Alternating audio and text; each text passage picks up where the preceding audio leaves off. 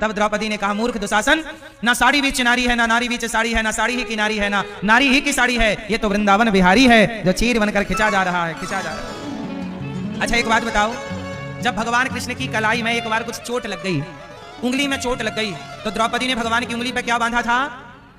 अपने साड़ी को फाड़ कर कुछ धागे बांधे थे कि नहीं? बोलो हाँ। जरा सोचिए, द्रौपदी ने अपने साड़ी फाड़ करके और अपने साड़ी के कुछ धागे श्याम सुंदर की, श्री कृष्ण की उंगली में बांधे थे। और ये बात वर्षों पुरानी है, वर्षों पुरानी बात है। कुछ धागे द्रौपदी ने कभी कृष्ण को बांधे थे, तो भगवान ने कहा, बहन आज तुझे वस्त्र की जरूरत पड़ी है, तो जो तूने मेरी उंगली पे धागे बांधे थे, एक एक धागे की कीमत चुकाने तेरा भाई आएगा। और भगवान ने वो ऋण चुकाया। एक बात बताऊं, आप भगवान को एक तुलसी का पत्ता भी दे देते हैं तो उसका भी भगवान ऋण चुकाते हैं। इसलिए एक बात बताएं, तुलसी के 11 पत्ते रोज तोड़ा करो, रविवार को छोड़कर। शनिवार को ही तोड़ लिया करो रविवार वाले पत्ते। 11 पत्ते तुलसी के रोज तोड़ करके, और भगवान आपके घर में गोपाल जी होंगे या शालिग्राम जी होंगे, तो 11 पत्ते रोज तुलसी के तोड़ो और तुलसी के पत्तों से भगवान का अर्चन करो, अर्थात भगवान को चढ़ाओ। और ये कहो कि प्रभु, इन पत्तों के सिवा मैं और क्या दूं आपको? इन पत्तों में आप अपने आप को निहित करके, सम्मिलित करके, हे प्रभु हम पत्तों की तरह अपने आप को आपके चरणों में चढ़ा रहे हैं। और 11 पत्ते आप रोज चढ़ाया करिए भगवान को, तुलसी के रोज अर्चन किया करिए। क्या बोलकर? श्रीमन्नारायण चरणौ शरणं प्रपद्ये, श्रीमते नारायणाय नमः। ये ना आए तो केवल श्रीमन्नारायण बोलो, श्रीमन्नारायण। एक पत्ता चढ़ा दिया और बोल दिया श्रीमन्नारायण, श्रीमन्नारायण, श्रीमन्नारायण। ऐसे 11 पत्ते तुलसी के रोज चढ़ाइए। फिर देखिए आपके घर में भगवान नारायण की तो कृपा बरसेगी, लक्ष्मी माँ की कृपा बरसने लग जाएगी। आप लोग कहते हैं ना, हमारा काम नहीं हो रहा है, हम बड़े परेशान हैं, हमारी आर्थिक स्थिति अच्छी नहीं है, तरक्की नहीं हो रही है। आप रोज 11 तुलसी के पत्ते भगवान श्रीमन्नारायण शालिग्राम जी में या गोपाल जी के चरणों में चढ़ा दिया करिए। फिर देखिए भगवान कहते हैं, द्रौपदी ने एक तनिक सा धागा क्या दे दिया? भगवान ने धागे के बदले इतना कपड़ा दान कर दिया द्रौपदी को। भगवान कहते हैं, तुम पहले मुझे कुछ दो तो सही। अच्छा एक बात बताओ, सुदामा ने भगवान को क्या दिया? चावल दिए? बोलो हाँ। जब तक सुदामा जी ने चावल, चिवड़ा नहीं दिया, चावल नहीं दिया, तब तक क्या भगवान ने उन्हें धन धान्य दिया? नहीं। भगवान कहते हैं, मैं तैयार हूं देने के लिए, पर तुम्हारे को क्या करना पड़ेगा? पहले शुरुआत तुम्हें करनी पड़ेगी। तुम दो, जब तुम दोगे तब मैं दूंगा। जब तुम किसी भूखे को भोजन कराओगे, भगवान कहते हैं, तुम किसी को रोटी दो, मैं तुम्हारे लिए रोटी लिए बैठा हूं। तुम किसी की मदद करो, मैं तुम्हारी मदद करने के लिए बैठा हूं। तुम पहले अपने कदम तो बढ़ाओ, तुम अपने हाथ तो बढ़ाओ। इसलिए भगवान कहते हैं, तेरी डूबती नैया का माझी बन जाऊंगा, तेरी डूबती नैया का माझी बन जाऊंगा। तू छोड़ दे चिंता को, आंधी को रोक लूंगा। तू रख ले मुझ पे भरोसा।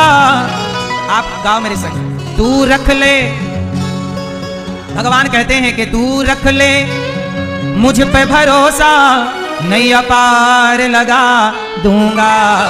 तुम 2 कदम चलो, मैं 10 कदम चलूंगा। भगवान कितने कदम चलते हैं? जोर से 10 कदम। लेकिन 10 कदम तब चलेंगे जब आप 2 कदम आगे बढ़ाओगे। आप 2 चलो भगवान, तू आगे चलता जा, तेरे पीछे मैं चलूंगा। आप में से किस किस को भगवान पे भरोसा है? तू आगे चलता जा, तेरे पीछे मैं चलूंगा। तू थक भी गया राहों में, मैं तुझको उठा के चलूंगा। हर वक्त हर घड़ी मैं साया बन के चलूंगा। तुम 2 कदम चलो, मैं 10 कदम चलूंगा। द्रौपदी ने पुकारा। संसार को पुकारती रहती तो लाज लुट जाती। सच बताओ, सबके रक्षक कौन है? कौन? इसलिए सबकी रक्षा भगवान करते हैं। इसलिए आपको अपने आप को भगवान के हवाले करना चाहिए। किसके भरोसे रहेंगे? जगत के या जगन्नाथ के? हाँ, जगन्नाथ स्वामी नयन पथगामी, जगन्नाथ स्वामी नयन पथगामी। ऐसे भगवान जो सच्चिदानंद स्वरूप हैं, राधा कृष्ण को हम बारंबार प्रणाम करते हैं। यं प्रव्रजन्तमनुपेतमपेति कृत्यं द्वैपायनो विरह कातर्या जुहाव पुत्रेति तन्मयतया तर्वोऽभिनेदुस्तं सर्वभूतहृदयं मुनिमानतोऽस्मि। सुखदेव भगवान प्रकट हो गए। सुखदेव जी जब प्रकट हुए तो जन्म लेते ही चल पड़े। अच्छा मैया एक बात बताओ, सुखदेव जी भगवान का दर्शन करने जा रहे हैं। अच्छा भगवान की प्राप्ति किस उम्र में होनी चाहिए? लड़कपन में, जवानी में कि बुढ़ापे में? भगवान की प्राप्ति कब कर लें बताओ? भगवान को पाने की सही उम्र क्या है? सवाल आपसे। मैया क्या बोलती तू? लास्ट में भगवान को पाने की सही उम्र क्या है? लड़कपन, जवानी की बुढ़ापा? क्या उम्र है मैया? चश्मा वाली मैया क्या उम्र है? मेरी माँ क्या उम्र है? लड़कपन, जवानी, बुढ़ापा? हाँ। अच्छा ये बताओ ध्रुव जी और प्रहलाद जी ने कब पा लिया? लड़कपन में, जवानी में कि बुढ़ापे में? भगवान को पाने की सही उम्र क्या है? हम कहते हैं अपने छोटे छोटे बच्चों को पढ़ाओ, लिखाओ, योग्य बनाओ, डॉक्टर, इंजीनियर, एडवोकेट बनाओ, पैसा कमाना सिखाओ, लेकिन पहले लड़कपन में उन्हें भगवान से जोड़ देना। यदि भगवान से जुड़ गए तो जीवन में वो सफल तो होंगे पर कभी परेशान नहीं होंगे, और भगवान से नहीं जुड़ेंगे तो कामयाबी तो आएगी पर वो परेशानी लाके खड़ी कर देगी। इसलिए सबसे बढ़िया उम्र क्या है? क्या है मेरी माँ? लड़कपन। लड़कपन खेल में खोया, जवानी नींद भर सोया। लड़कपन खेल में जवानी नींद भर सोया। लड़कपन खेल में खोया, लड़कपन खेल में खोया। जवानी नींद भर सोया। जवानी नींद भर सोया। बुढ़ापा देख कर रोया, यही किस्सा पुराना है। बुढ़ापा देख कर रोया, यही किस्सा पुराना है। मैया जी झूठ मत बोलो, प्रभु के पास जाना है। मैया जी झूठ मत बोलो, प्रभु के पास जाना है। लड़कपन खेल में खोया, जवानी नींद भर सोया, बुढ़ापा। इसलिए कहता हूँ लड़कपन सबसे बढ़िया। इसलिए कहता हूँ कथा में आप आओ छोटे छोटे बच्चों को। छोटे मतलब ये नहीं कि जो कल पैदा हुए उनको ले आओ, तुम यहाँ रुलाओ फिर हम चुप कराते फिर उनको। छोटे बच्चों को मतलब जो कथा समझने लायक हैं। 15 साल का लड़का है, 15 साल की बेटी है, 12 साल के बच्चे हैं। ये जिस उम्र में बच्चे समझने लग जाएं, तो जब बच्चे समझने लग जाएं तो सही चीज समझा देना। सही चीज नहीं समझा पाओगे तो फिर बुराइयां उन्हें जकड़ लेंगी। बोलो हाँ या ना? अभी मैंने सुना कि 3 लड़कियां, 3 सगी बहनें कोई मोबाइल पर गेम खेल रही थीं। उनके पिता ने मोबाइल छीन लिया तो वो तीनों बेटियां, एक लगभग 15 साल की थी, 15 या 16 की, एक लगभग 14 या 13 की थी, एक 12 या 11 की थी। 3 सगी बहनें 9वीं मंजिल से छलांग लगा के नीचे उन्होंने आत्महत्या कर ली। अभी 2-4 दिन पुरानी बात है ये। क्यों आत्महत्या कर ली? क्योंकि पिता ने मोबाइल छीन लिया। यदि आप संस्कार नहीं दोगे, आप सत्संग से नहीं जोड़ोगे तो कुसंग, आजकल कुसंग किसे कहते हैं? कुसंग का मतलब है, कोई बात नहीं शांत रहिए। कुसंग क्या है? कुसंग का मतलब है, कुसंग का मतलब है मोबाइल। आजकल कुसंग करने बाहर नहीं जाना पड़ता। मोबाइल क्या बना है? जोर से, मोबाइल कुसंग है या नहीं? हाँ या ना? इसलिए मेरी माँ, इसलिए कहता हूं कि अपने बच्चों से कहा करो कि थोड़ी देर भगवान की कथा सुना करें। कथा सुनेंगे तो नई चीजें सीखेंगे, धर्म को जानेंगे, और धर्म को जानने वाला व्यक्ति, धर्म पर चलने वाला व्यक्ति किसी भी परिस्थिति में आत्महत्या तो नहीं ही करता। आत्महत्या, इसलिए धर्म को जानना जरूरी है, धर्म पर चलना जरूरी है। तो आप देखो सुखदेव जी प्रकट हुए और जन्म लेते ही सन्यास लेने चल पड़े। यम प्रव्रजन्तमनुपेतमपेत कृत्यम द्वैपायनो विरह कातर्याजुहाव पुत्रेति तन्मयतया तर्वोऽभिनेदुस्तं सर्वभूतहृदयं मुनिमानतोऽस्मि। श्री सुखदेव जी महाराज प्रकट हुए और जैसे ही प्रकट हुए जन्म लेते ही चल पड़े। इन सुखदेव भगवान ने ही राजा परीक्षित जी को भागवत सुनाई और राजा परीक्षित जी की 7 दिनों में मुक्ति हुई। 88,000 संत बैठे हैं, सूत जी आए, सब संतों ने खड़े होकर सूत जी का स्वागत किया। कहा गुरुदेव कथा सुनाओ। अच्छा मैया, कथा क्यों सुननी चाहिए? जरा ध्यान से सुनिएगा। कथा क्यों सुननी चाहिए? क्योंकि जब हम कथा सुनते हैं तो ऐसा लगता है कि भगवान हमारे पास में है। भगवान की उपस्थिति क्या है? बोले कथा ही भगवान की उपस्थिति है। कथा क्या है? भगवान की उपस्थिति। भगवान का मंदिर हमें भगवान के मंदिर में आप भगवान से इस तरह नहीं कनेक्ट होते जिस तरह आप भगवान की कथा से भगवान से कनेक्ट होते हैं। भगवान के कथा आपको भगवान से जोड़ती है। बोलो हाँ। इसलिए मंदिर जाओ या मत जाओ, पर सत्संग जरूर करो, कथा जरूर सुनो। एक घड़ी आधे घड़ी आधे की पुनियाद, तुलसी चर्चा राम की हरहि कोटि अपराध। रोज सत्संग करना चाहिए, रोज भगवान की कथा सुननी चाहिए, थोड़ी ही सही सुनना जरूर चाहिए।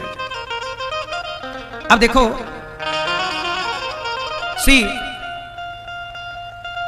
एक बार देवताओं के राजा इंद्र ने भागवत सुनने का मन बनाया, पर देवताओं के राजा को भी सुखदेव जी ने भागवत नहीं सुनाई। भागवत सब नहीं सुन पाते। कहते हैं ना कि बिहारी जी की महफिल को बिहारी जी सजाते हैं और कथा सुनने वही आते हैं जिन्हें बिहारी जी बुलाते हैं। तो आप लोग जो आए हैं अपनी मर्जी से नहीं आए हैं, कहीं ना कहीं भगवान ने आपके अंदर आकर प्रेरणा दी कि चलो कथा हो रही है, हम भी सुने आए। जिनके अंदर भगवान ने प्रेरणा दी वो आ गए, और जिन्हें प्रेरित नहीं किया वो अपने घरों पर बैठे हुए हैं, जबकि हैं रक्सौल के ही। तो भगवान सबके भीतर प्रवेश नहीं करते। आपके भीतर शुश्रूषुभिष्ट क्षणात् भगवान आपके ऊपर प्रवेश, आपके भीतर प्रवेश करके, और भगवान ने कहा कि चलो कथा में, और आप चले आए। एक बार देवताओं के राजा इंद्र ने कहा कि मैं भी भागवत सुनूंगा, पर सुखदेव जी के पास गए तो सुखदेव जी ने मना कर दिया। बोले हम आपको भागवत नहीं सुनाएंगे। क्यों नहीं सुनाएंगे? क्योंकि आपके अंदर श्रद्धा नहीं है। आप तो सौदा करने आए हैं। एवं विनिमय जाते सुधार आज्ञा प्रपीयता, अदला बदली करने आए। अच्छा, इंद्र के पास ना स्वर्ग का अमृत है। इंद्र के पास क्या है? स्वर्ग का अमृत। एक बार क्या हुआ, स्वर्ग का अमृत लेके राजा इंद्र आए और सुखदेव जी से बोले कि स्वर्ग का अमृत आप परीक्षित को पिला दो और ये कथा का अमृत आप हमें पिला दो। तब सुखदेव जी ने कहा कि परीक्षित जी से पूछो। अच्छा, परीक्षित कौन है? परीक्षित जी को शाप लगा हुआ है 7 दिन में मरने का। सबसे पहले भागवत किसने सुनी, किसको सुनाई? पहले इस विषय को जरा समझ लीजिएगा। भागवत सबसे पहले किसने सुनी? सबसे पहले भागवत को भगवान श्रीमन नारायण ने ब्रह्मा जी को सुनाई। फिर ब्रह्मा जी ने देवर्षि नारद जी को सुनाई। नारद जी ने वेद व्यास जी को सुनाई। वेद व्यास जी ने अपने पुत्र सुखदेव जी को सुनाई। और सुखदेव जी ने अपने पिता से भागवत जो सुनी पढ़ी सुखदेव जी ने, तो सुखदेव जी ने भागवत राजा परीक्षित जी को सुनाई। ये राजा परीक्षित कौन है? अर्जुन के बेटे हैं अभिमन्यु। बोलो हाँ। अर्जुन के बेटे कौन? अभिमन्यु की मृत्यु हो गई थी चक्रव्यूह में।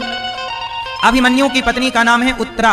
उत्तरा गर्भवती थी, तो जो उनका बच्चा हुआ वही कहलाए परीक्षित। अच्छा, परीक्षित जी ने क्या गलती कर दी? एक संत का अपमान कर दिया।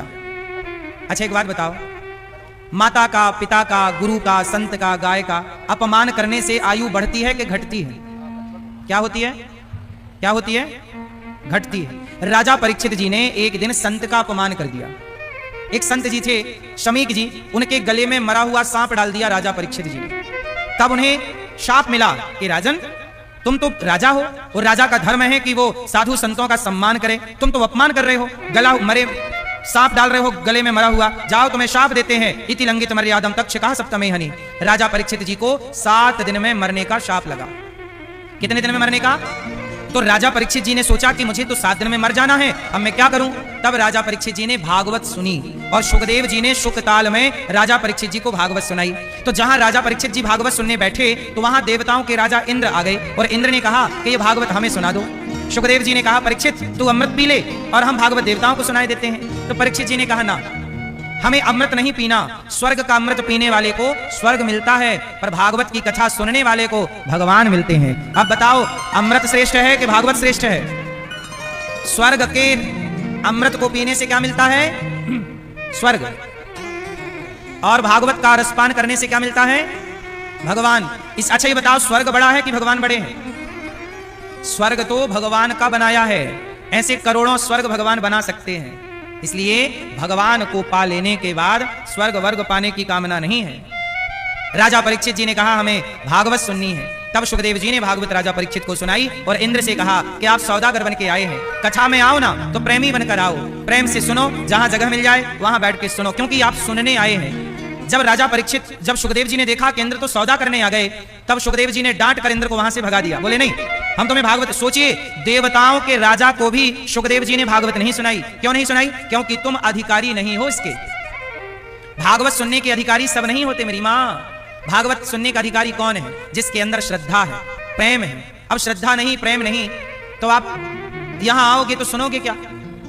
शोर कौन लोग करते हैं, व्यवस्था कौन लोग बिगाड़ते हैं? जिनके अंदर श्रद्धा नहीं है। जो श्रद्धावान है, आप लोग देखो ना, इतने लोग कितनी शांति से सुन रहे हैं, मतलब आपके अंदर श्रद्धा है। और भागवत वही सुने जिनके अंदर श्रद्धा है। श्रद्धावान लभते ज्ञानम, श्रद्धावान को ज्ञान मिलता है, श्रद्धावान को भगवान की कथा मिलती है। देवताओं के राजा इंद्र को नहीं सुनाई गई भागवत।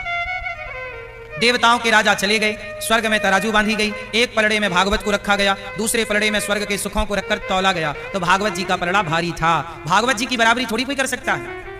इसलिए मेरी माँ, थोड़ा सा समय निकालकर भगवान की कथा अवश्य सुना करिए, क्योंकि आप कितना भी कमा लो जगत में, लेकिन ये सब कुछ कमाया हुआ यहीं रहना है सबका।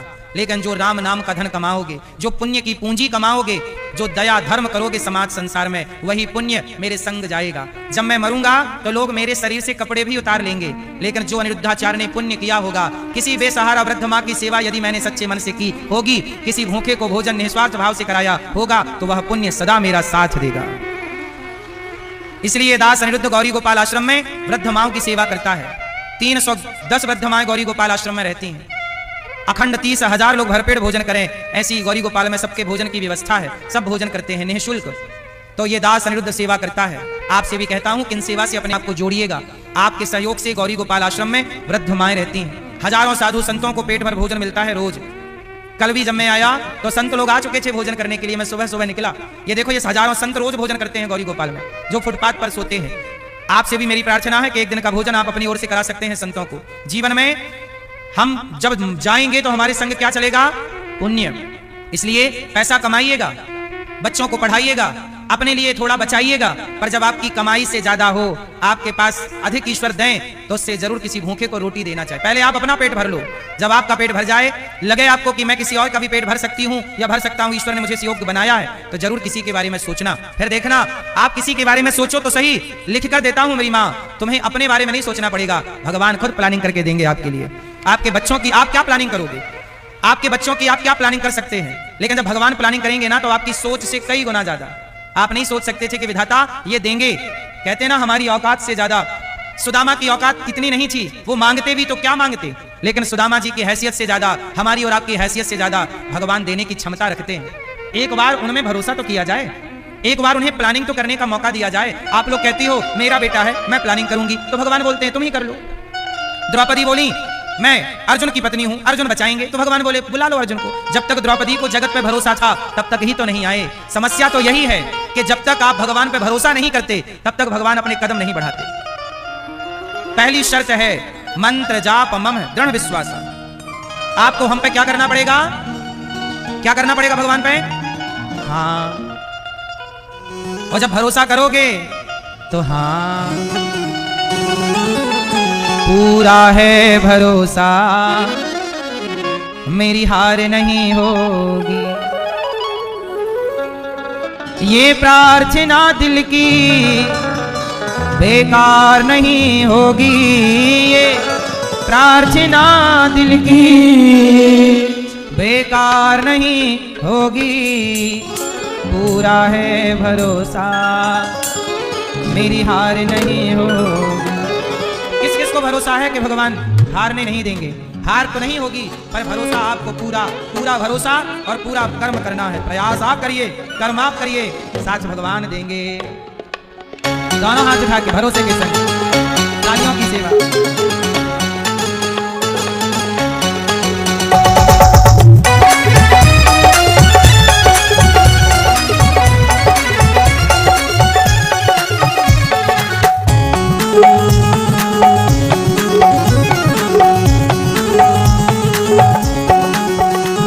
ये प्रार्थना दिल की बेकार नहीं होगी, ये प्रार्थना दिल की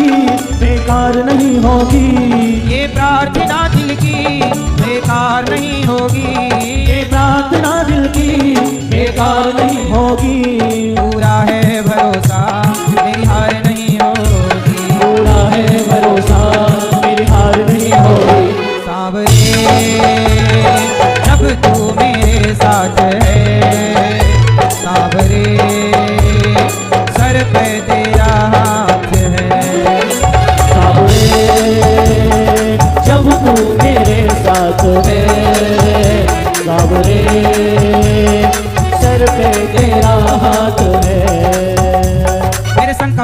ये प्रार्थना दिल की, ये प्रार्थना दिल की बेकार नहीं होगी, ये प्रार्थना दिल की बेकार नहीं होगी।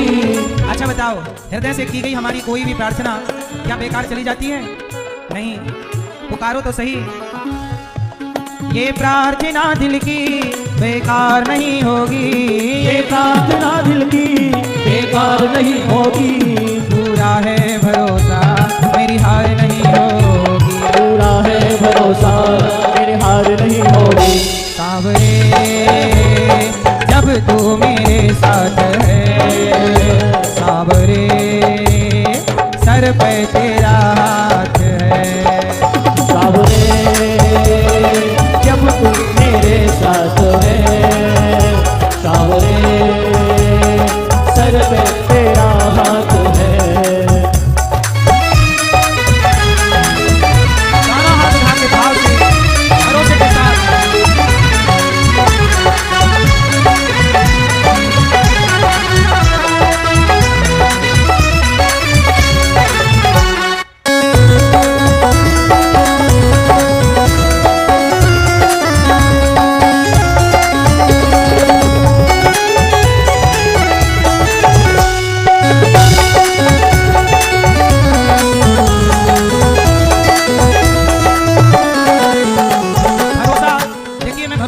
कह रहा हूं।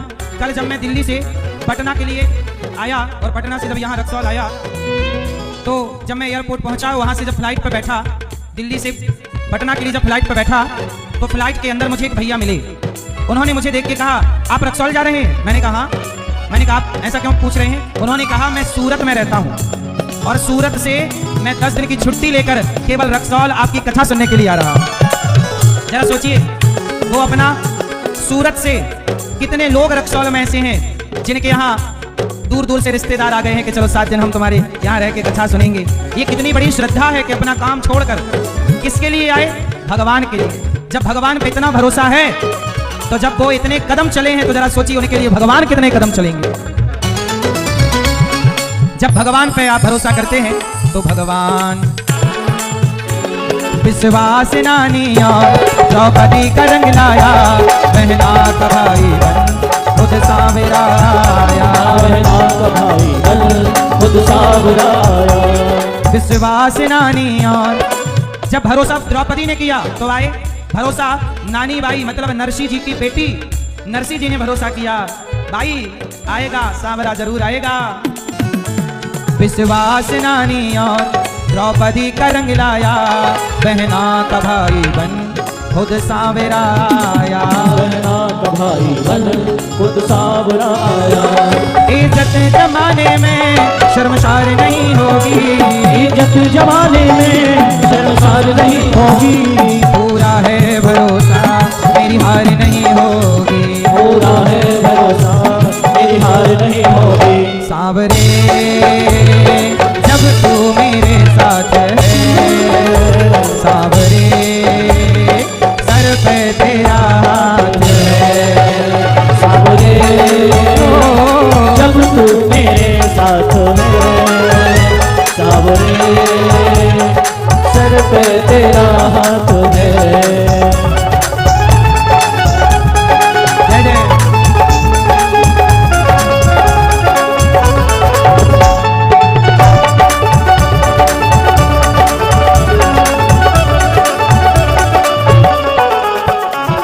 मैं हार जाऊं ये कभी हो नहीं सकता, बेटा अगर दुख में पिता सो नहीं सकता, बेटा अगर दुख में पिता सो नहीं सकता।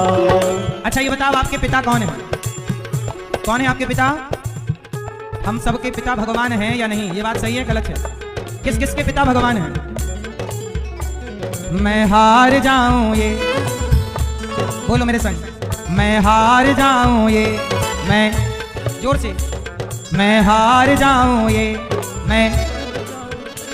मैं हार जाऊं ये कभी हो नहीं सकता, मैं हार जाऊं ये,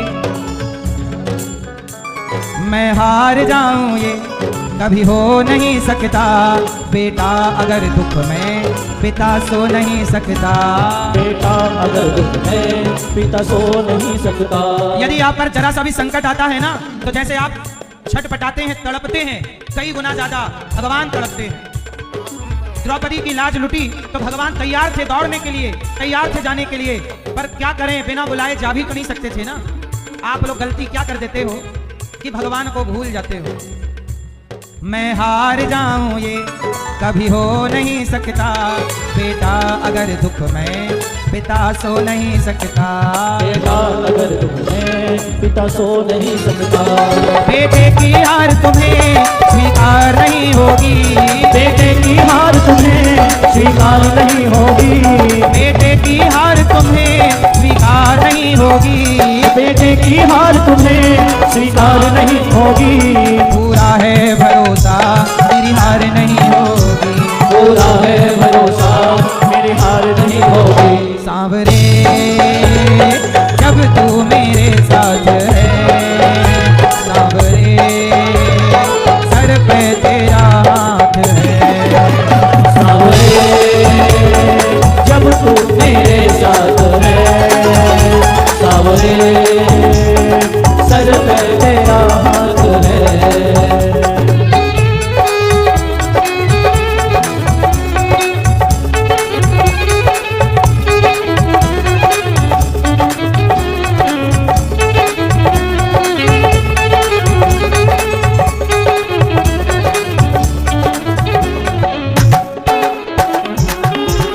बांके बिहारी मुझको देना सहारा।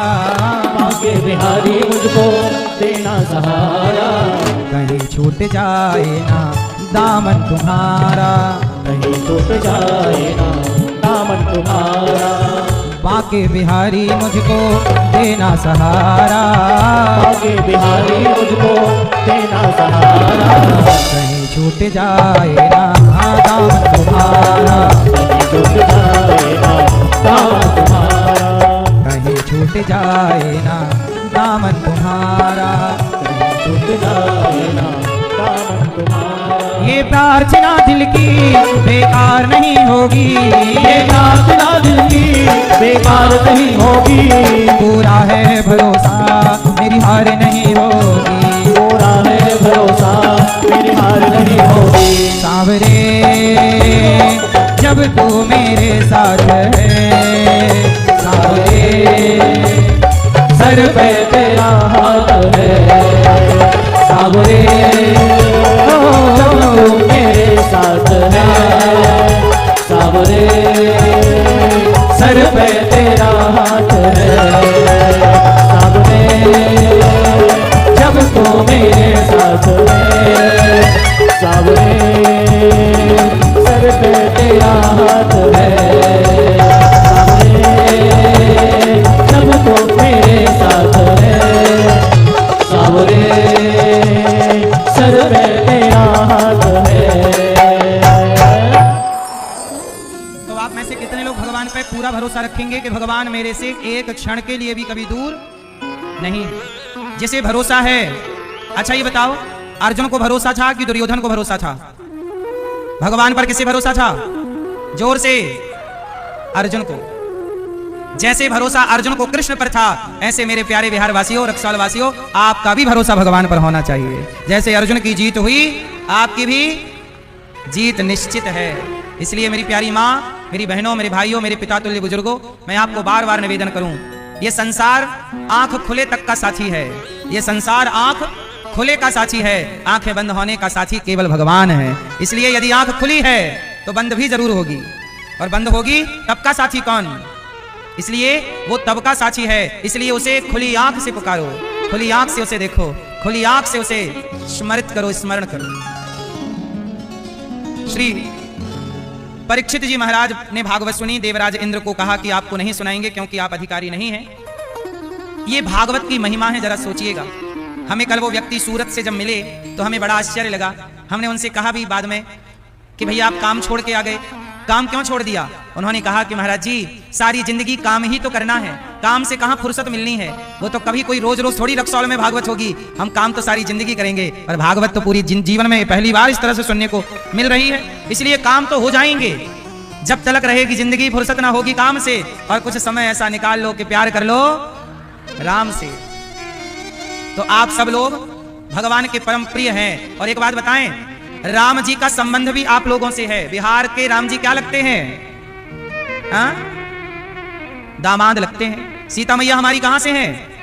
बिहार से हैं। तो राम जी का संबंध भी बिहार से है, और वृंदावन में बिहारी जी का भी संबंध बिहार से है। क्यों? वो बिहारी जी हैं और आप बिहारी हैं।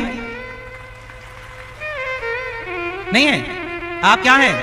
बिहारी। और वो कौन है बिहारी जी? वो बिहारी जोर से बिहारी जी। और आप, तो आपका संबंध तो राम लला से भी है और श्याम सुंदर से भी है। इसलिए भगवान तो आपके घर के हैं, भगवान तो आपके, बोलो हाँ या ना। इसलिए आपको तो इस अधिकार से भागवत सुनना चाहिए कि भागवत में जो रामकृष्ण की कथा है वो रामकृष्ण तो हमारे हैं, वो भगवान तो हमारे हैं। तो आप जैसे आप बिहार से बिहारी, ऐसे बिहार के ही भगवान बिहारी जी। तो आप बिहारी जी के लाडले हैं। आप सबके लिए ही बिहारी जी ने दास अनिरुद्ध को कहा कि जाओ हमारे भक्तों को भागवत सुनाओ, इसलिए दास आया है आपके पास, है ना। सुखदेव भगवान परीक्षित जी को भागवत सुनाते हैं, उद्धार होता है, अभिमान इंद्र का मिटता है। एक बार नारद जी सारे तीर्थों का भ्रमण करने के लिए गए और नारद जी ने सारे तीर्थों का दर्शन किया, पर शांति कहीं नहीं है। अच्छा मैया आप बताओ, आपके यहाँ शांति है रक्सौल में? हाँ या ना? आपके घर में शांति है? बहू ठीक से भोजन पानी दे रही है मैया? और आप लोग बहुओं का सम्मान कर रही हो बेटी की तरह? ठीक है। नारद जी गए सारे तीर्थों में, नारद जी ने कहा सत्यम नास्ति तपः शौचम दयादानम न विद्यते उदिरम भरिणो जीवा वराकाः कूटभाषिणः। सत्यम नास्ति तपः शौचम दयादानम न विद्यते। नारद जी कहते हैं मैं सारे तीर्थों में भ्रमण करने गया पर सत्यम नास्ति, कहीं सत्य नजर नहीं आया। आजकल लोग सत्य छोड़ बैठे हैं। आप लोगों ने सच छोड़ दिया कि अभी लिए हो सच? क्यों मैया? रक्सौल में लोग सच ज्यादा बोलते हैं कि झूठ? क्या ज्यादा है यहाँ बिहार में? क्या ज्यादा है, सच की झूठ? क्या है? क्या है? सच है। हाँ, मैं आपसे कहूं कि संसार कितना भी झूठा हो जाए, संसार कितना भी झूठ बोलने लग जाए, पर आप झूठ ना बोलना, क्योंकि ये धरती उन झूठों के बल पर नहीं, आप जैसे कुछ सच्चे अच्छे लोगों के बल पर टिकी हुई है। ये धरती किस पर टिकी है? रावण जैसे लोगों के बल पर कि राम जैसे लोगों के बल पर? इसलिए रावण से तो उम्मीद कर ही नहीं सकते सच की उम्मीद तो राम, रावण जैसों से सच की क्या संभावना उम्मीदें हैं? सच की उम्मीद तो राम से है। और राम भी यदि सच के रास्ते को छोड़ देंगे तो सच किसकी शरण में जाएगा? इसलिए जगत, आप कहते हो ना वो झूठ बोलते हैं, तो हम बोलते नहीं, वो बोल रहे हैं, बोलने दो, आप ना छोड़िएगा सच। क्यों मैया? पीली मैया जा रही हो मेरी माँ? भूख लगाई लगता मेरी माँ को, जल्दी आ जाना खा पी के। तो भगवान सत्यम नास्ति तपः शौचम दया दानम, कलयुग में सच चला गया, कम बचा, तप चला गया, तपस्या कम बची, शौचम। अच्छा आजकल लोग परेशान क्यों हैं? क्योंकि पवित्रता का ख्याल नहीं है। आप में से कितने लोग भोजन स्नान करने के बाद बनाते हैं? आप में से कितनी मैया नहाकर भोजन बनाती हैं? और कितनी मैया जो बिना नहाए बनाती हैं? सच बताओ, कितनी मैया बिना नहाए बनाती हो? नहा के? बिना नहाए भी बनाते हैं ना कुछ लोग।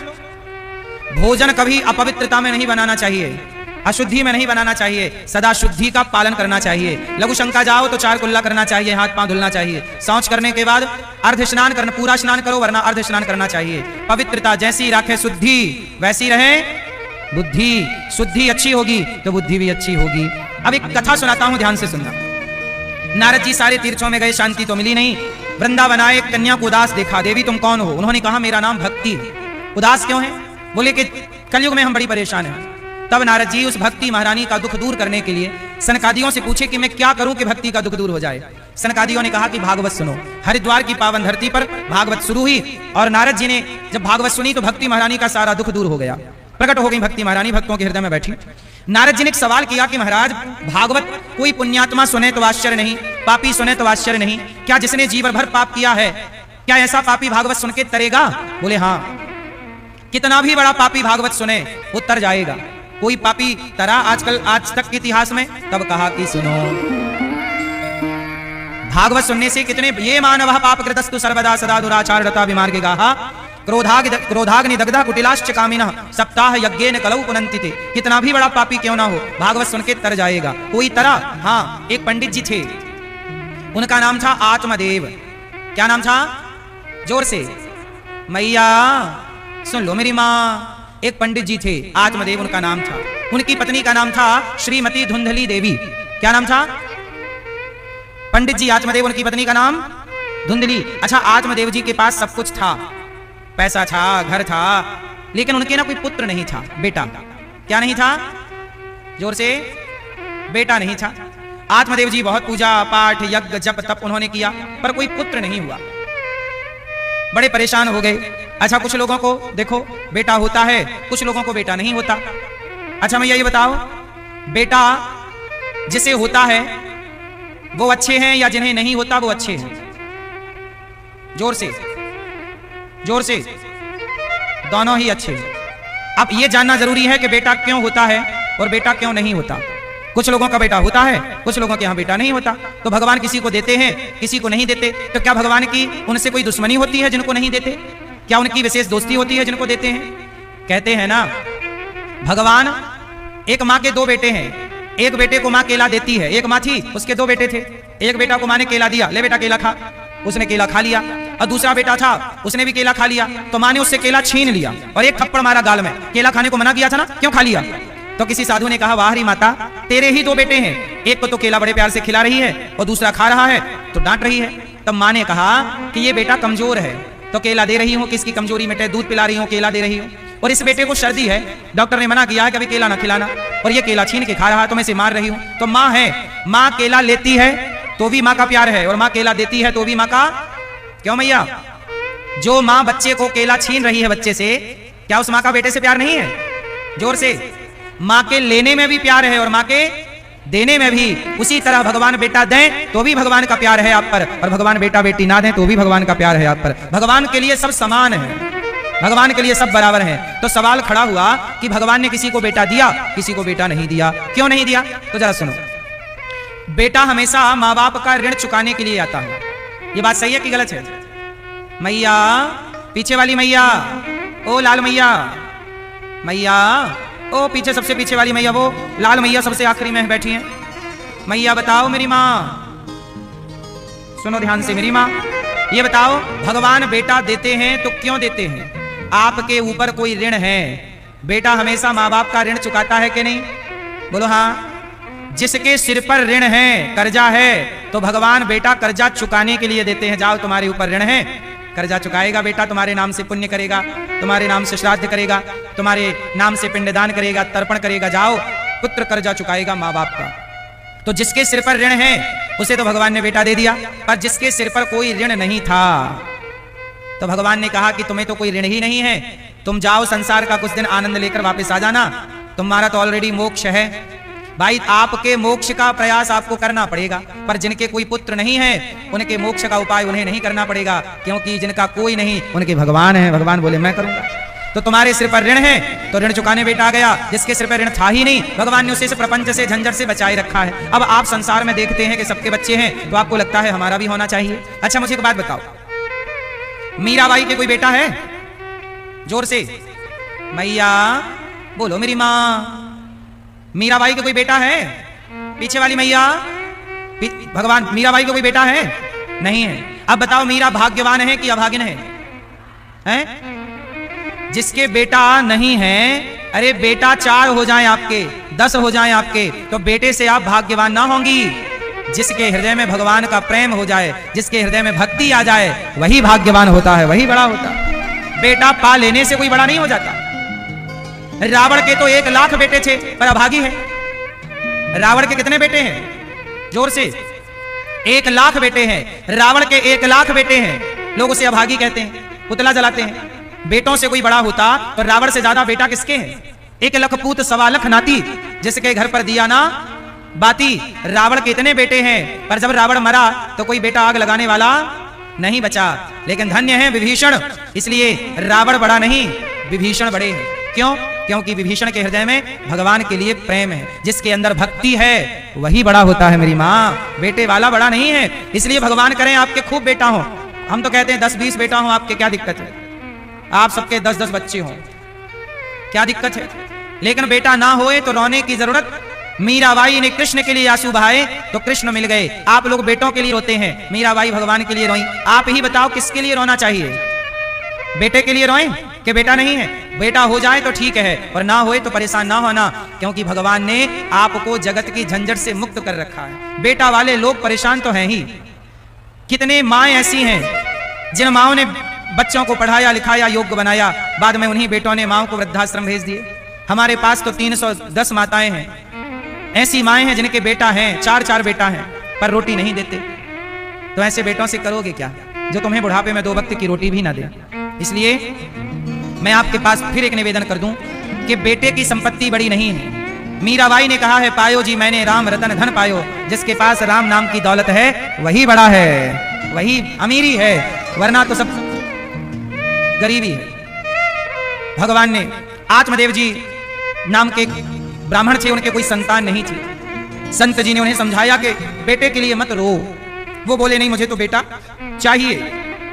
आत्मदेव जी को पंडित जी एक संत जी मिले, समझाए कि बेटे के लिए ना रो। आत्मदेव जी बोले नहीं मुझे तो बेटा चाहिए। संत जी ने एक फल दिया, बोले अपनी पत्नी को देना। पत्नी ने फल गाय को खिला दिया तो गाय के बच्चा हुआ, कान गाय की तरह थे, नाम पड़ा गौकर्ण।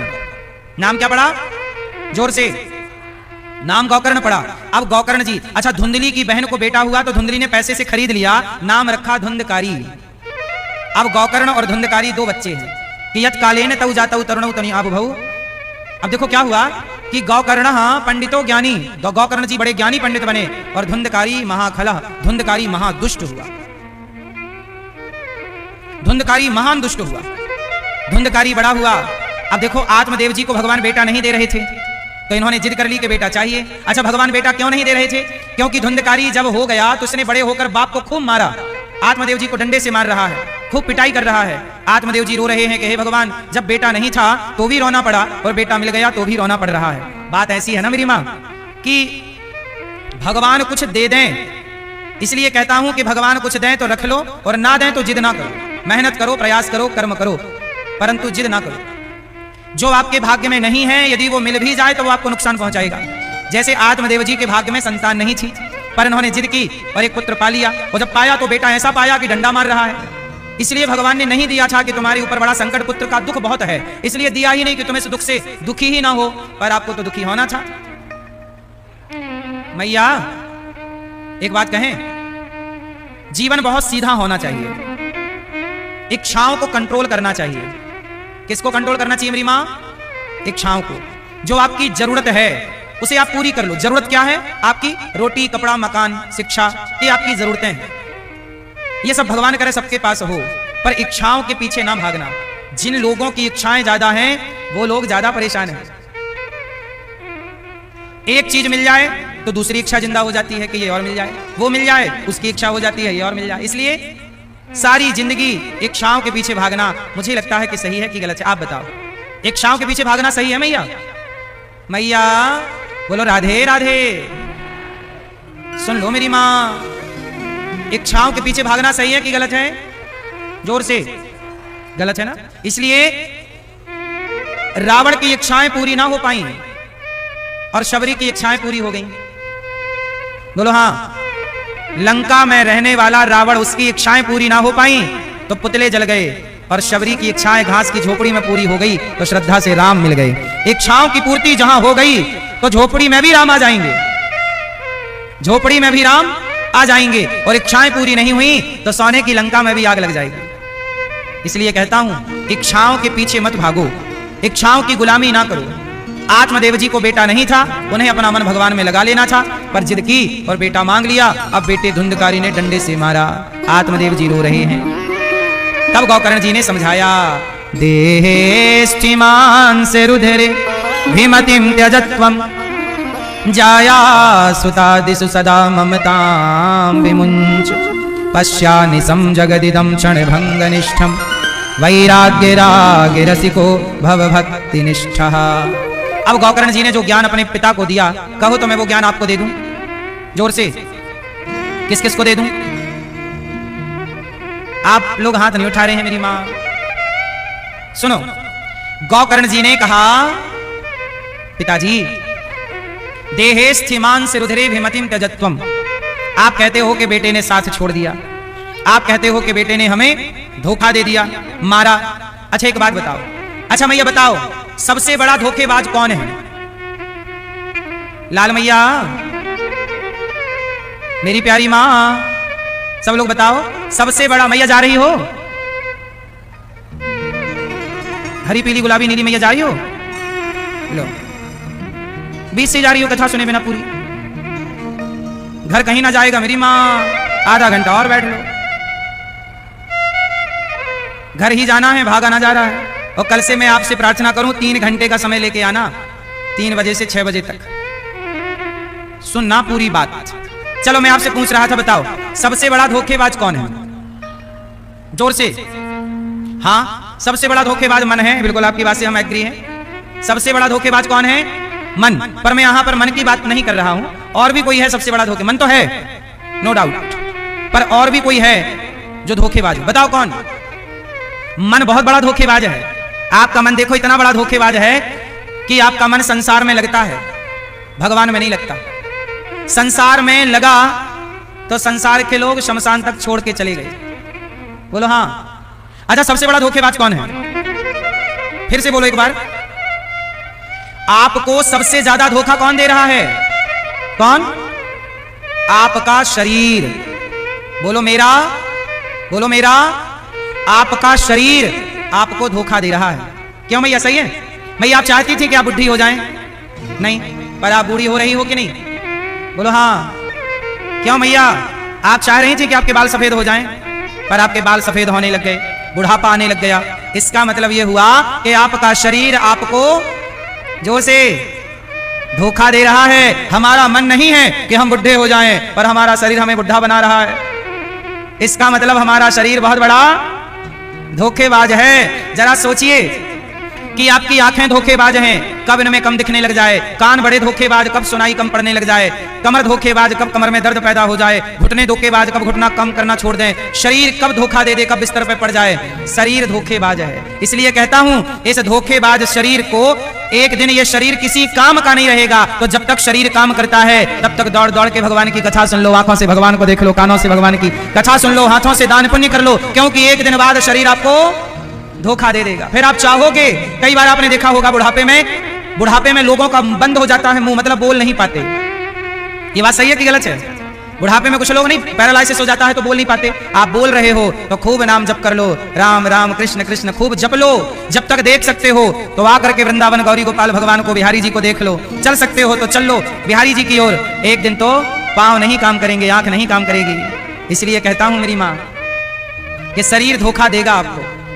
आप कहते हो कि पत्नी ने धोखा दिया, परिवार ने धोखा दिया, साथ पत्नी ने छोड़ दिया, पुत्र ने छोड़ दिया। अरे साथ तो शरीर भी छोड़ देता है एक दिन।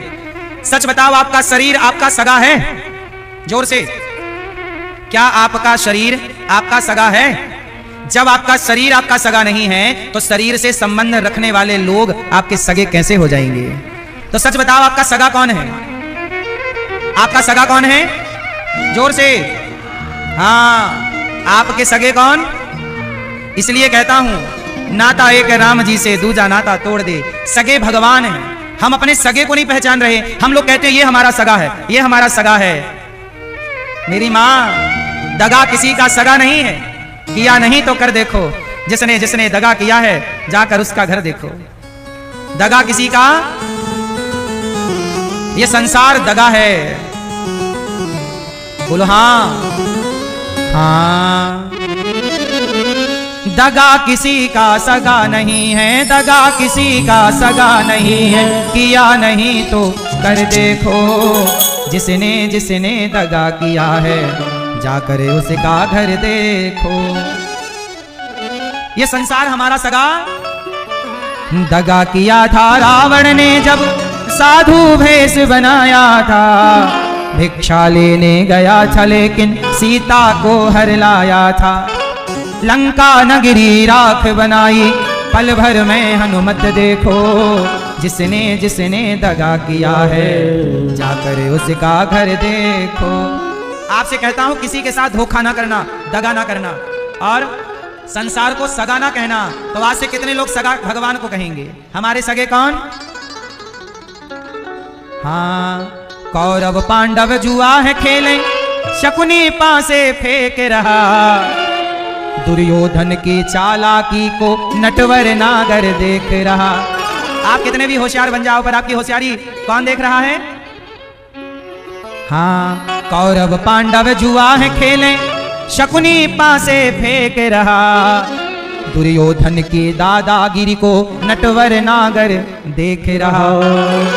बिना शत्रु के वंश मिटाया, लीला नटवर की देखो, जिसने जिसने दगा किया है जाकर उसका घर देखो। जिसने जिसने दगा किया है जाकर उसका, हमारे भगवान है।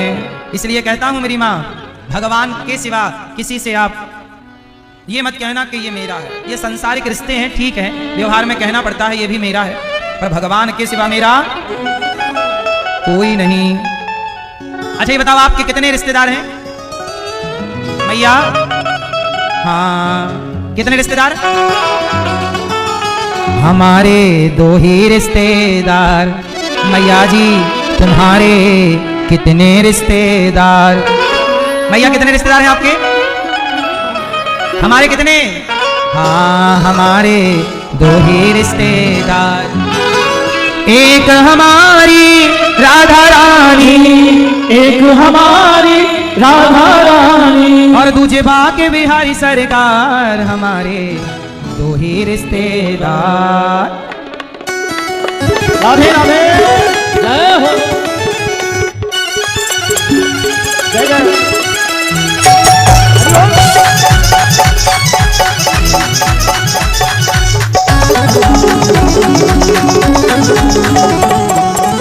हमारे दो ही रिश्तेदार, हमारे दो ही रिश्तेदार, हमारे दो ही रिश्तेदार, हमारे दो ही रिश्तेदार।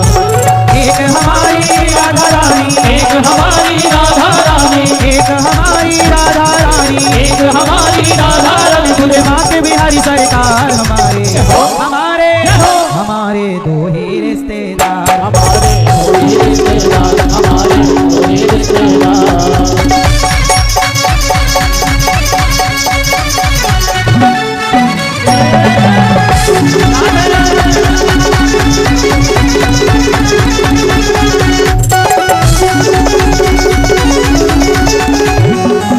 सेठ हमारे बाके बिहारी, सेठ हमारे बाके बिहारी, सेठानी रस भानु दुलारी, सेठानी रस भानु दुलारी। जो कोई जपता राधे राधे, जो कोई जपता राधे राधे, जो कोई जपता राधे राधे, जो कोई जपता राधे राधे, हो जाए भव से पार। हमारे हमारे दो ही रिश्तेदार, हमारे दो ही रिश्तेदार, हमारे दो ही रिश्तेदार। एक हमारी राधा रानी, एक हमारी राधा रानी, एक हमारी राधा रानी, एक हमारी राधा रानी, तुझे बाके बिहारी सरकार। हमारे हमारे दो ही रिश्तेदार, हमारे दो ही रिश्तेदार, हमारे दो ही रिश्तेदार। राधे राधे।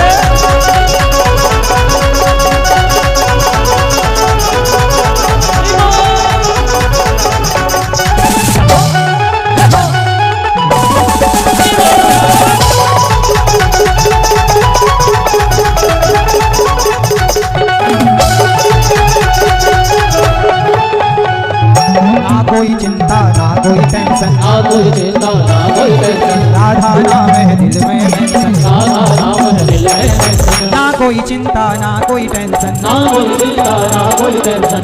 आप में से किसी को कोई चिंता तो नहीं है? ना कोई चिंता ना कोई टेंशन, ना कोई चिंता ना कोई टेंशन। हमें कोई चिंता नहीं है। क्यों?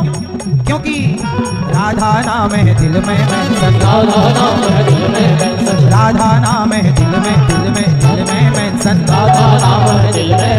ना कोई चिंता ना कोई टेंशन, ना कोई चिंता ना कोई टेंशन। राधा नाम है दिल में मेंशन, राधा नाम है दिल में मेंशन। हरी सभा में कह सकते हैं हरी सभा में कह सकते हैं, हरी सभा में कह सकते हैं, हरी सभा में कह सकते हैं। हम भरी सभा में कह सकते हैं क्या? भरी सभा में कह सकते हैं, हरी सभा में कह सकते हैं। आई लव यू सरकार हमारे हमारे हमारे दो ही रिश्तेदार, हमारे दो ही रिश्तेदार, हमारे दो ही रिश्तेदार, हमारे दो ही रिश्तेदार, हमारे दो ही रिश्तेदार। एक हमारी राधा रानी, एक हमारी राधा रानी, एक हमारी राधा रानी, एक हमारी राधा रानी। बाके बिहारी सरकार हमारे जय हो, हमारे जय हो। हमारे दो ही रिश्तेदार, हमारे दो ही रिश्तेदार, हमारे दो ही रिश्तेदार, हमारे दो ही रिश्तेदार, हमारे दो ही रिश्तेदार, हमारे दो ही रिश्तेदार,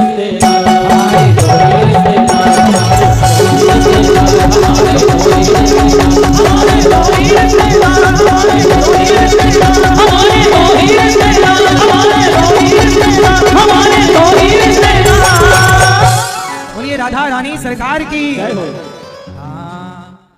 ना कोई चिंता ना कोई टेंशन, राधा नाम है दिल में मेंशन, भरी सभा में कह सकते हैं। सब लोग बैठ जाओ भैया।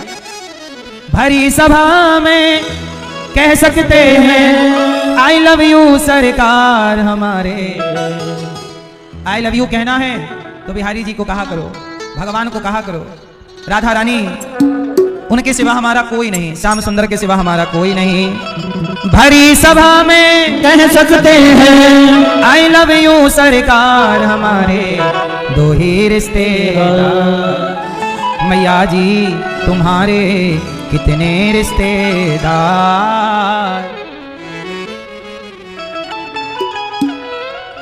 तो गौकर्ण जी आत्मदेव जी को समझा रहे हैं कि पिताजी धर्मम भजस्व सततम त्यजलोक धर्मान सेवस्व साधु। मैया ओ भैया, मैया बैठ जाओ भैया, सब लोगों से मेरी विनती है, बोलो राधे राधे। सब लोग बैठ जाओ, सब खड़े ना रहो, 10-15 मिनट और समय दो, प्रेम से बैठो, शांति से बैठ जाओ। देखो ये मैया हमारी कितनी अच्छी है, बैठ जाती हैं जल्दी। आप सब बैठ जाओ। श्री आत्मदेव जी महाराज ने गौकर्ण जी से जब सुना कि धर्मम भजस्व सततम त्यजलोक धर्मान सेवस्व साधु पुरुषान जहि काम तृष्णा, ये मानव जीवन क्यों मिला है? धर्मम भजस्व सततम त्यजलोक धर्मान, हमें यह मानव शरीर सेवा के लिए मिला है। गौकर्ण जी की बातें आत्मदेव जी ने सुनी, भगवत प्राप्ति कर ली और भगवान के चिंतन में लग गए।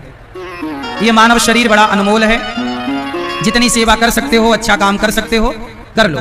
एक समय बाद आप अच्छा काम चाह कर भी नहीं कर सकते। चिता पे जल जाने के अतिरिक्त आप किसी काम के रहना जाएंगे, समय रहते सब काम हो सकता है। आत्मदेव जी महाराज भगवत चिंतन में गए। अच्छा, धुंधकारी ने मां को मारा, मां बेचारी कुएं में कूद कर मर गई। जब धुंधली मरी तो धुंधकारी 5 वैश्याओं को घर पे ले आया।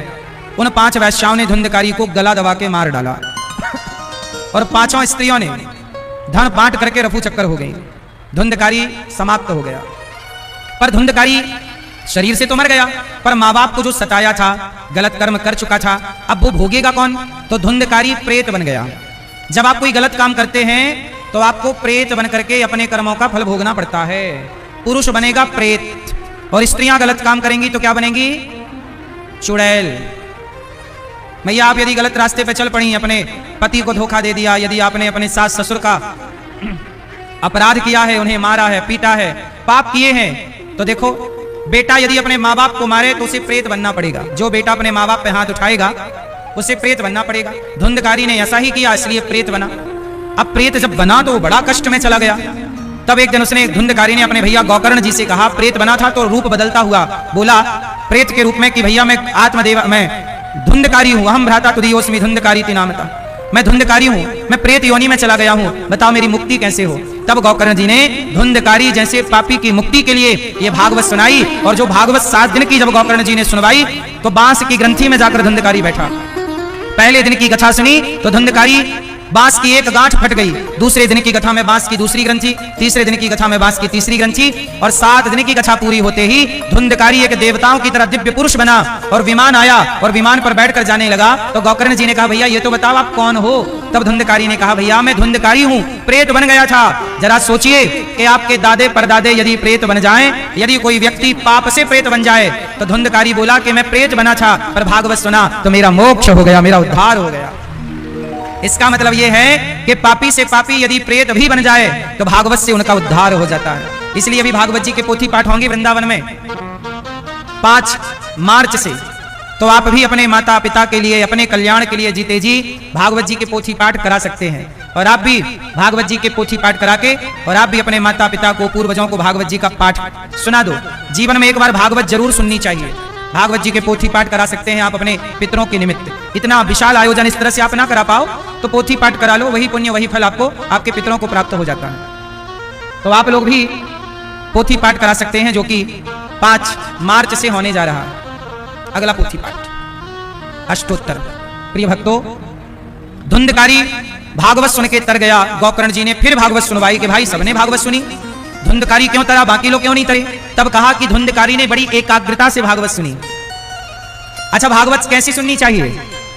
ऐसे नहीं सुननी चाहिए कि आप खड़े हैं तो खड़े हैं, जगह बैठने की है तो भी आप नहीं बैठ रहे हैं, शोर कर रहे हैं, किसी को सुनने नहीं दे रहे हैं। ऐसा नहीं भागवत सुनना चाहिए। भागवत ऐसी सुनो, जब घर से आओ तो पूरा भागवत सुनने का संकल्प लेकर आओ, शांति से 3 घंटे का टाइम निकाल कर आओ। जब तक कथा की पहली आरती से लेके आखिरी की आरती तक आपकी उपस्थिति हो, पूरा भागवत सुनेंगे, पूरा भागवत को धारण करेंगे, तब जाके आप पुण्य के पूर्ण अधिकारी बनते हैं। इसलिए कहते हैं कि धुंधकारी ने भागवत सुनी और सुनकर के उसका अनुमोदन किया और बाकी लोगों ने नहीं किया। तब गोकर्ण जी ने दूसरी बार भागवत सुनवाई, और जब भागवत सुनवाई तो कहते हैं कि चींटी, कुत्ता, बिल्ली, पशु, पक्षी, अब ये रक्सौल में जो कथा हो रही है, अब यहाँ जितने लोग यहाँ कथा सुन रहे हैं और केवल आप नहीं सुन रहे हैं, इस मैदान में कितनी चींटियां, कितने पक्षी, कितने पशु, धोखे से भी किसी के कान में भगवान की कथा का, भगवान का एक नाम चला गया तो वह जीव भी भगवत धाम चला जाएगा, भगवत प्राप्ति का अधिकारी हो जाएगा, केवल कथा सुनने मात्र से। ये कथा सुनने की महिमा है। इसलिए कहता हूं कि बड़ी श्रद्धा से सुनना चाहिए। गोकर्ण जी ने सुनाई, सब भगवत धाम गए। भगवान ने गोकर्ण जी को हृदय से लगाया, श्रोता वक्ता का निरूपण किया। भागवत में श्रोता कैसे होने चाहिए? श्रोता 3 तरह के होते हैं। एक श्रोता जो केवल कथा सुने, एक श्रोता जो बातें करें, cutter cutter cutter cutter cutter cutter, और तीसरे हैं सोता, सो जाएं बेचारे। तो श्रोता अच्छे होते हैं जो केवल कथा सुने, और सोता भी ठीक ही होते हैं, बेचारे सो जाते हैं। पर सबसे जो श्रोता होते हैं, मतलब कटर कटर बातें करें, डिस्टर्ब करें, ये ठीक नहीं होते। इसलिए आपको अच्छा श्रोता बनना होगा। वक्ता कैसा हो? विरक्तो वैष्णवो विप्रो वेद शास्त्र विशुद्धिकृत दृष्टांत कुशलो धीरो वक्ता कार्योति निष्प्रहा। विरक्त, भैया चुप रहो, मेरी माँ, ये लड़के बच्चे खड़े हैं, बेटा बैठ जाओ। आप लोग बैठ क्यों नहीं जा रहे? वहीं जहां खड़े हो बैठो, बैठ जाओ, आप लोग बैठो। तो गोकर्ण जी महाराज ने, सुखदेव भगवान ने निरूपण किया, वक्ता कैसा? विरक्तो वैष्णवो विप्रो वेद शास्त्र विशुद्धिकृत दृष्टांत कुशलो धीरो वक्ता कार्योति निष्प्रहा। विरक्त हो, वैष्णव, भगवान का परम भक्त होना चाहिए। वक्ता कैसा हो? जो केवल कथा सुनाए और कथा के द्वारा आपके हृदय में भक्ति का दीपक प्रज्वलित कर दे, दीपक जलाए, वो वक्ता होना चाहिए। और श्रोता कैसा हो? जिसका हृदय कथा सुनने के बाद, जिसके जीवन में कथा के बाद बदलाव आए। आप सबके जीवन में बदलाव आएगा कथा के बाद, बस श्रद्धा से सुनिएगा 7 दिन। इन 7 दिनों के बाद देखिए आपके अंदर कोई कामना है, कोई इच्छा है, तो वो कामना लेके भागवत जी में बैठ जाइए और 7 दिन प्रेम से भागवत सुनिए। जो कामना आपकी होगी, केवल हमारे यजमान परिवार की तो कामना पूरी होगी, आप में से किसी की भी कोई इच्छा है और आप उस इच्छा को आज बोल लीजिए कि हे भागवत जी, हे प्रभु, आज मेरी ये कामना है, और वो कामना लेके आप 7 दिन प्रेम से भागवत सुनिए। आपके भागवत से ही आपकी वो कामना पूरी हो जाएगी। जो जिस भाव से सुनता है, जाकी रही भावना जैसी, भगवान को जो जिस भाव से भजता है, भगवान उसकी वह कामना निश्चित पूरी करते हैं। भागवत जी उसकी वह कामना जरूर पूरी करते हैं। इसलिए भागवत सुना करिए और प्रेम से सुनिए। नारद जी महाराज सनकादियों के मध्य भगवान प्रकट हो गए। भगवान ने सबको हृदय से लगाया, सब भगवत धाम चले गए। जन्माद्यस्य यतोऽन्वयादितरतस् चार्थे स्वभिज्ञः स्वराट् तेने ब्रह्म हृदयादि कवये मुह्यन्ति यत्सूरयः तेजो वारिमृदां यथा विनिमयो यत्र त्रिसर्गो मृषा धाम्ना स्वेन सदा निरस्त कुहकम सत्यम परम धीमहि। सोचिए आप लोगों को भागवत सुनने को मिल रही है। इस भागवत जी की तैयारी हमारी मैया श्रीमती वन्नी शिखा जी और श्री राजेंद्र जी, आपने कई महीने पहले से, हम कुछ घंटों के लिए आए थे ना पिछली बार रक्सौल, थोड़ी सी देर के लिए, तभी से, तब जब हम आए थे तभी से इस कथा का बीज बो दिया गया था। और आपकी मेहनत से देखिए इतना बड़ा आयोजन पुनः यहाँ रक्सौल में हो रहा है। इसलिए आप सब प्रेम से कथा सुने और इस कथा का लाभ लें 7 दिन का। ये तैयारियां कोई एक दिन में नहीं हो गई, कई महीने से तैयारियां चल रही थी। कितनी तैयारियां करनी पड़ी तब कहीं जाकर ये आप इस तरह भागवत सुन रहे हैं। इसलिए आप सब बड़े भाग्यशाली हैं भक्तों।